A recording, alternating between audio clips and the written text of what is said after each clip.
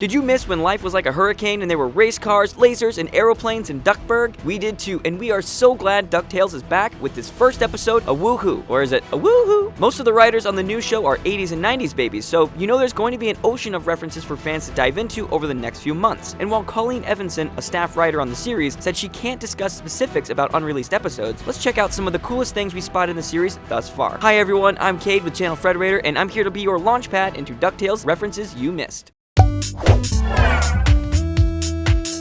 Remember Webby's corkboard? In addition to articles about Scrooge's past, you might have spotted Webby's old Quacky Patch doll with an arrow sticking right through it. Webigail Vanderquack has this doll throughout the original series, and it came in handy during many adventures. Fans might remember her seemingly endless pocket space that could hold just about anything, from toys to treasure maps to diamonds to furniture. We're guessing that the new Quacky Patch doll will be something more appropriate for a tech-savvy generation, but this was a great reminder of old Webby's fantastic abilities. Beyond the corkboard, there are other DuckTales references to be found in The Wing of Secrets, aka Scrooge's garage, where he stores stuff from his adventures. First, we have the lamp from the DuckTales movie, Treasure of the Lost Lamp, where Scrooge, Huey, Dewey, and Louie find a genie that caused mischief throughout the mansion. In the garage, we also find the skeleton of Bubba, the cave duck. Bubba's character was part of a 5-episode arc from the original DuckTales called The Treasure of the Golden Suns. In the series, Scrooge stumbles into Duckburg's past and saves Bubba from a dinosaur, earning his undying gratitude and affection. Bubba then came with Scrooge to the future, and even went to school with Huey, Dewey, and Louie for a while. We're not sure why the skeleton is here, but we can only assume that Scrooge hasn't saved Bubba yet in this iteration on the show. Look closely and you can also see the giant golden sun coin featured in the Bubba episodes. The coin was used by a character named Joaquin Slowly, a parody of the famed conqueror Hernando Cortez, to manipulate the native people from the Valley of the Golden Sun. The coin has a smiling sun on it, representing the god that the natives worship. In the original episode, the coin was thought to have been lost over the edge of a cliff, but it looks like Scrooge might have pocketed it after all. Guess you don't get rich by losing your treasures. Finally, in the Wing of Secrets, we can see an Armstrong robot head.